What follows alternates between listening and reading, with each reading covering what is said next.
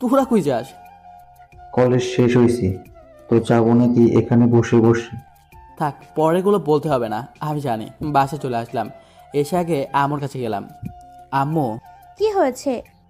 ভালো আছো? মতলব কি? কিসের মতলব? কোনো মতলব নাই। এত ভনিতা না করে যা বলবি তাড়াতাড়ি বল। আমি কলেজটা চেঞ্জ করব। কি? কেন? ভালো লাগে না তাই। এই কলেজে পড়ার জন্য তো দিন রাত এক করে দিছিলি। এখন আর ভালো লাগে না। না লাগলেও পড়তে হবে। ধুর, ভালো লাগে না, কিন্তু কিছু তো একটা করতে হবে। কি করব? আইডিয়া। কিছুদিন কলেজে যাব না। আমি কত বুদ্ধিমান। আম্মু, আবার কি? আমি তুই কি? আমি কিছুদিন আন্টির বাসায় যাই। কেন? অনেকদিন থেকে কোথাও যাই না। যাওয়ার দরকার নাই। অনেক কষ্ট করে আম্মুকে রাজি করালাম। এরপর আমি গোটু আন্টির বাড়ি। আমরা আর পাইকে বেশ কিছুদিন আন্টির বাড়ি থাকলাম। প্রায় 15 দিন পর বাসায় আসলাম। বাসায় এসেই আম্মু, কেউ কি আমায় খুঁজতে আসছিল? কই না তো। সত্যি? আমি তো মহাখুশি। তার মানে নীলাদ্রি আপু সব কিছু বলে গেছে। কত ভালো লাগে। পরের দিন সকালে কলেজে গেলাম। কিরে, কই হারাইছিলি এতদিন? আন্টির বাসায় গেছিলাম। কমিশনার মেয়ের হয়ে কে রে? আমি কাউকে ভয় পাই না। পিছনে নীলাদ্রি আপু আসছে। কি বলিস? শয়তানের নাম নেওয়া আর শয়তান হাজির হওয়া। এই সুমন, সুমন তোরে ডাকে। বল, আমি কলেজে আসিনি। কি হলো? তোমায় ডাকছি, শোনো না? ওহ আপু, আপনি? শুনতে পাইনি। ওকে, আসো। কোথায়? আসো না একটু। শোভন, আজ তুই গেলি, কমিশনার মেয়ের সাথে পাঙ্গা এবার বুঝবি। নীলাদ্রি আপু আমায় একটা নির্জন এলাকায় নিয়ে গেল। যাক বাবা, আমি তো লোকাল হয়ে যা করার করেছি। এ আবার আমাকে এখানে আমায় পিটাবে নাকি? কি করে করুম, কেউ না দেখলেই হলো। সুমন, তোমায় আমি এখানে নিয়ে আসছি কেন জানো? না আপু। কি আপু আপু করছো? তো কি বলবো আপনাকে? তুমি করে বলবে। কিন্তু আপনি তো সিনিয়র। সিনিয়রকে তুমি বলা যায় না? ঠিক তা না। তো বলতে সমস্যা কোথায়? ওকে, কিন্তু এখানে আমায় নিয়ে এসেছো কেন? তোমায় আমি কিছু বলতে চাই। তো এইসব কথা তো ক্যাম্পাসে বলা যেত। না, এসব কথা শুধু নীরবেই বলা লাগে। কি এমন কথা? আমায় ক্ষমা করে দাও। কেন? এতদিন তোমায় অনেক মেরেছি তাই। আরে, আমি কিছু মনে করিনি। আমরা বন্ধু হতে পারি তো? তুমি তো সিনিয়র না। তো কি হয়েছে? ওকে। এরপর আমরা যখন গল্প করতে করতে কলেজে আসলাম, সবাই আমাদের দিকে হা করে তাকিয়ে আছে। আমরা কারো দিকে না তাকিয়ে হাসতে হাসতে চলে গেলাম যার যার ক্লাসে। তবে বুঝলাম না, মেয়েটা এত তাড়াতাড়ি কীভাবে এত পরিবর্তন হলো। আসলে কি পরিবর্তন হয়েছে নাকি অন্য কিছু? কলেজ শেষে বাসায় আসার সময় আবার আমার ফোন নাম্বারও নিল। এর মতিগতি কিছু তো বুঝতে পারছি না। এরপর থেকে চলতে শুরু হলো নতুন করে বন্ধুত্ব। নীলাদ্রি এখন আমার সাথে অনেক কিছু শেয়ার করে। মনে হয় ওর আগের কথাগুলো ভুলে গেছে। আমি তো ওটাই চাই। এর মাঝে নীলাদ্রি এসএসসি পরীক্ষা শেষ হয়ে গেল। এখন আর ওর সাথে তেমনভাবে কথা হয় না। খুব মিস করি এখন ওকে, কিন্তু কিভাবে কি করব? ওর তো আশেপাশেও যাওয়া যাবে না। দিনগুলো কেমন জানি মৃত গাছের মতো শুষ্ক লাগছে। একদিন কলেজ থেকে বাসে আসার সময় দেখলাম বাসার সামনে একটা গাড়ি পার্ক করা। কি আসতে পারে, যে হয় হোক, তাতে আমার কি? বাসার ভেতরে আসলাম। এ কি, নীলাদ্রি এখানে? কিভাবে সম্ভব? আমার নামে কি বিচার দিল নাকি? তা কি করে হয়? আমরা তো এখন ভালো বন্ধু। আবার হতেও পারে সাথে ওর বাবাও আছে। টেনশনে মাথা কিছু কাজ করছে না। নীলাদ্রি, কেমন আছো? ভালো। তুমি? আমিও। আমার আব্বু।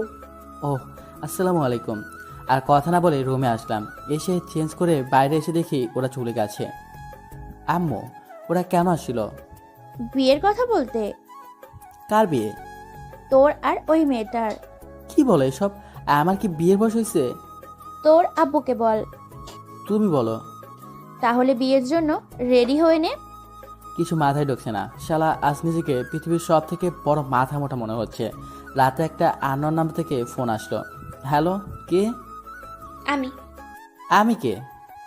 তোমার হবু বউ। ওহ, নীলাদ্রি। আচ্ছা, এইটা তুমি কেন করলে বলো তো? কি কেন করলাম? এমনটা করার মানেই হয় না। কি করব বলো? তোমায় যে ভালোবেসে ফেলেছি। তো আমি কি করব? তোমার বোঝা উচিত তুমি সিনিয়র। তো আমার কি ভালোবাসা অপরাধ? কি করে যে বোঝাই? তোমার না হয় বিয়ের বয়স হয়েছে, তবে আমার কি বিয়ের বয়স হয়েছে? আমার যখন হয়েছে তখন তোমারও হয়েছে। তোমাকে বোঝানো আমার পক্ষে সম্ভব নয়। তোমাকে কেউ বোঝাতে বলছে? ওকে ভাই, ফোন কাটলাম। কিছুতেই ভেবে পাচ্ছি না এই মেয়ে কবে থেকে আবার আমায় ভালোবাসা শুরু করলো। দেখতে দেখতে বিয়ের দিন চলে আসলো, কিন্তু কিছুতেই আপুকে বোঝাতে পারলাম না যে সামনে আমার পরীক্ষা আর নীলাদ্রি আমার সিনিয়র। অবশেষে বিয়েটা করেই ফেললাম ভাসর ঘরে। তুই এখানে কি করিস? মানে? তুই এই ঘরে কেন? তাহলে কোথায় থাকবো? আর তুমি আমায় তুই করে বলছো কেন?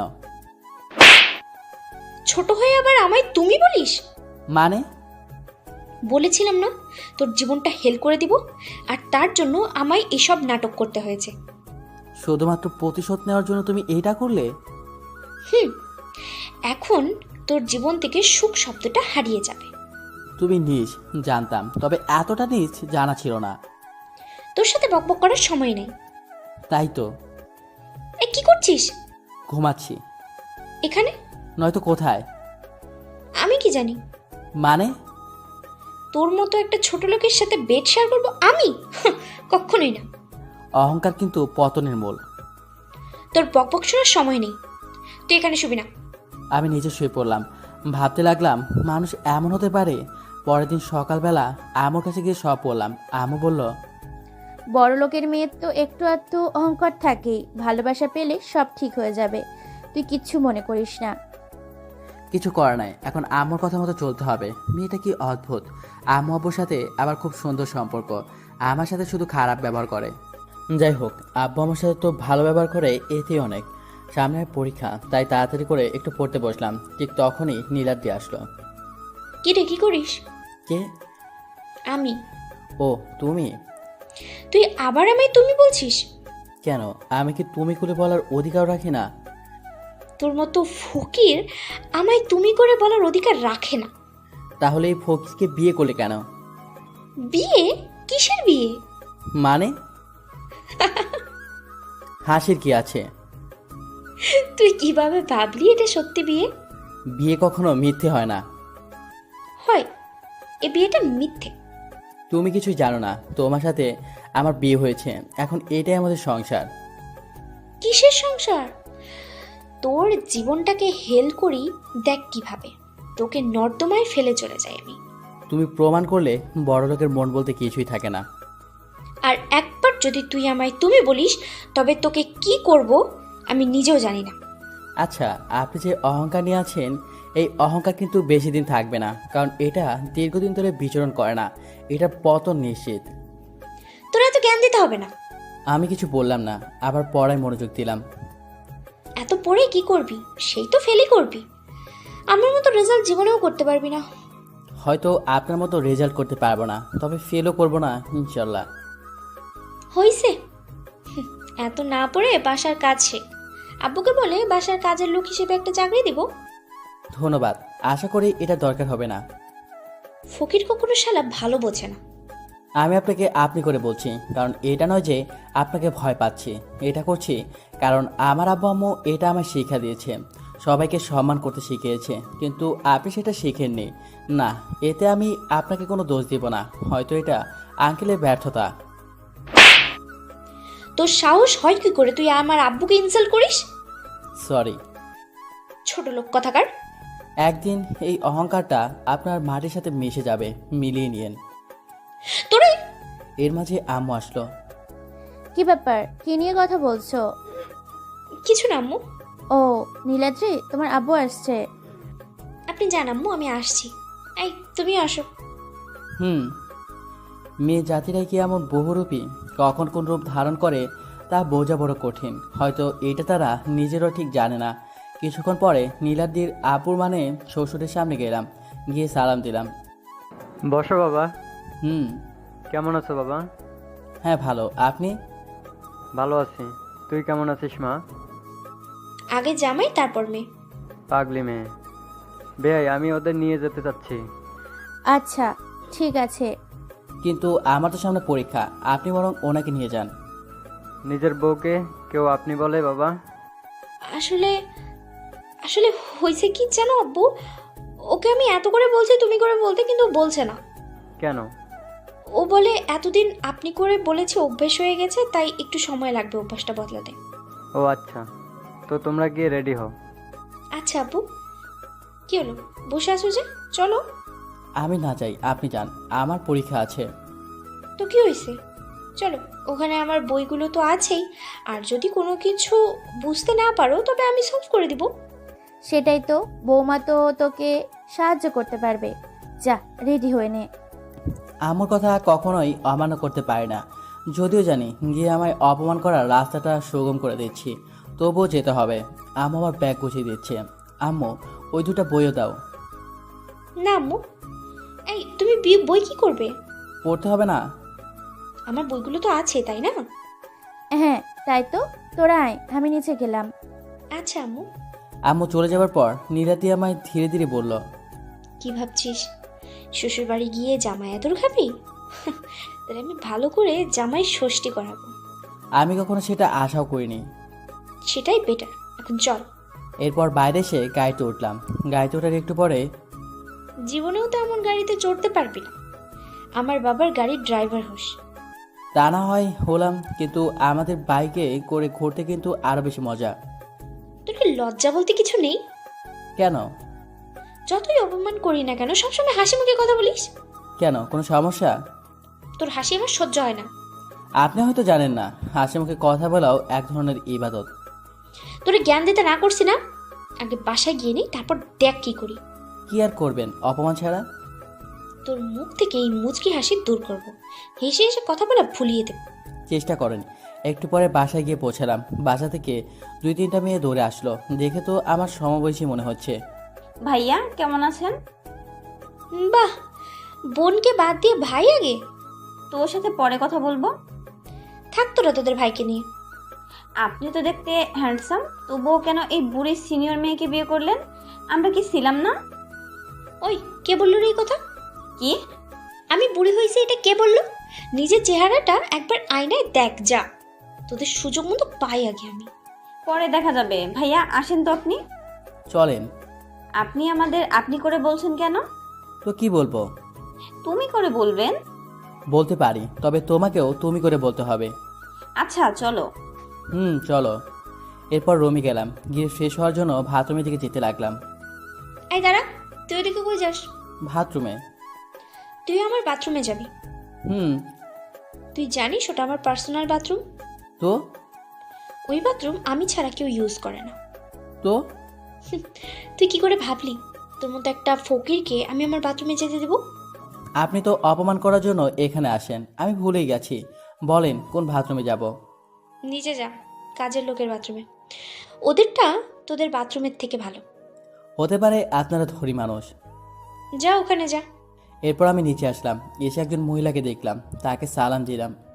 কি জামাই বাবু, আপনি কি খোঁজেন? নিচে নাকি বাথরুম আছে? হ্যাঁ, কিন্তু আপনি কি করবেন? কিছু না, একটু ফ্রেশ হব। নীলাদ্রি আপার ঘরে আছে তো।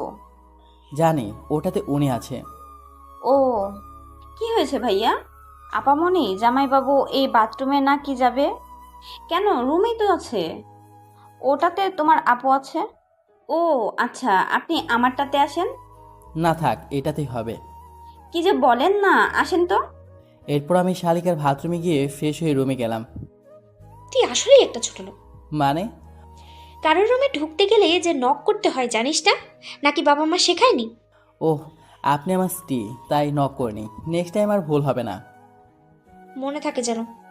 তবে একটা কথা, আপনি আমায় যা বলার বলেন, কিন্তু আমার আব্বু আম্মুকে নিয়ে কিছু বলবেন না। আর তুইও এত স্ত্রী স্ত্রী করবি না। আচ্ছা। কি খুঁজিস? আপনার বইগুলো কোথায়? ওগুলো তো হিয়াকে দিয়ে দিছি। মানে? মানে হিয়া আমার ছোট বোন, ওকে ফোন করে বইগুলো নিয়ে যেতে বলছি। কিন্তু কেন? ও আমার বোন তাই। কিন্তু আমি এখন কি পড়বো? তুই কি পড়বি আমি কেমনে জানবো? আপনি তো বলেছিলেন আপনার বইগুলো আমায় পড়তে দিবেন। তোর কি করে মনে হলো আমার বই আমি তোর মতো ছোট লোককে পড়তে দেব? কি বলতে চাচ্ছেন আপনি? কিছুই না, আমি দেখবো তুই কি করে ইন্টার পাস করিস। একটা কথা, হয়তো আপনি জানেন না, শকুনের দোয়ায় কখনো ঘোরে মরে না। তুই আমায় শকুন বললি? আমি কাউকে ইনডিরেক্টলি বলি না। তাহলে কাকে বললি? আমি একটা প্রবাদ বললাম। এখন যার ভাবনা যেমন, সে তো তেমনই। মানে? আপনি যদি মনে করেন আপনি শকুন, তবে এখানে তো আর আমার কিছু করার নেই। তোরে তোরে তো আমি দেখে নিব। এরপর রাতে নীলাদ্রির বাবা খাওয়ার জন্য ডাকলো, গেলাম, গিয়ে সালাম দিলাম। তো বাবা কেমন লাগছে আমার বাড়ি? অনেক ভালো। আমার মেয়ে কেমন? অনেক ভালো, অনেক যত্ন করে আমায়। তাই? ও যে এত তাড়াতাড়ি পরিবর্তন হয়ে যাবে বুঝতেই পারিনি। হুম। খাচ্ছ না কেন? খাও। আমারও তো খাওয়া শেষ। আচ্ছা ঠিক আছে, তুমি রুমে যাও। আচ্ছা, রুমে এসে শুয়ে পড়লাম, অনেক ক্লান্ত লাগছে। এই, তুই আমার বিছানায় শুয়ে আছিস? তোর সাহস তো কম না। আসলে অনেক ক্লান্ত লাগছে তো তাই। তো আমি কি করব? মেঝেতে শুয়ে পড়তে পারিস না? আসলে চুপচাপ বিছানা থেকে উঠে যা। আপনি চিল্লাবেন না, আমি যাচ্ছি। তাড়াতাড়ি। অনেক ক্লান্ত ছিলাম, তাই মেঝেতে শোয়ার পরও তাড়াতাড়ি ঘুমিয়ে পড়লাম। মাঝরাতে হঠাৎ জাগনা পেলাম, কেন জানি শীত লাগছে। চোখ মেলে তাকিয়ে দেখি আমার জায়গায় পানি। বুঝতে পারলাম এটা ওনার কাজ, কিন্তু কিছু বললাম না, কারণ আমু বলেছে কিছু না বলতে। ও পাশে মুখ করে হাসছে, যার শব্দ স্পষ্ট আমার কানে ভেসে আসে। উঠে জামা কাপড় খুঁজতে লাগলাম, কিন্তু আমার জামা যে ব্যাগে আছে সেই ব্যাগটা তো খুঁজেই পাচ্ছি না। এই হালকা শীতের রাতে এমন আধা ভেজা অবস্থায় থাকা যে কতটা কষ্টকর তা ওই দিনই বুঝেছি। সারা তেমন ভেজা কাপড়ে ছিলাম। আমি বুঝতে পারলাম আমি অসুস্থ হব, কিন্তু এখানে আমার সেবা করার কেউ নেই। তাই যে করেই হোক কাল সকালেই আমার বাসায় যেতে হবে। রাতে একটা বন্ধুকে ফোন দিলাম, তারপর ওকে বললাম যদি আমার শ্বশুর কথা বলতে চায় তাহলে কি বলতে হবে সব শিখিয়ে দিলাম।